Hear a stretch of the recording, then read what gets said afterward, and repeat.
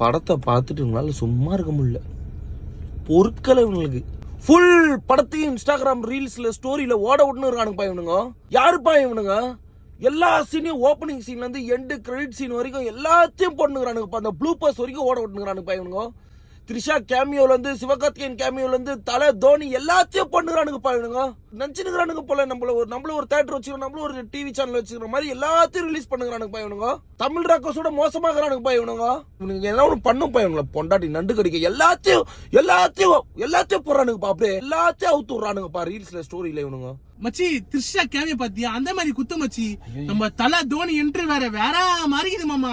அம்மா உடுப்பா, நம்ம இளைய தளபதி த்ரிஷா மஞ்சா சாரி என்ன குத்துப்பா. அது மட்டும் இல்லாம நம்ம தலை பிஜிஎம் யார் ஃபேன் பண்ணி கேட்டப்ப அல்டிமேட் மாமா. படத்துல ட்விஸ்ட் மேல ட்விஸ்ட் ஆகுது. எனக்கு எஸ்கே என்ட்ரி மஞ்சா கலர், சிஎஸ்கே இதெல்லாம் தாண்டி மஞ்சா கலர்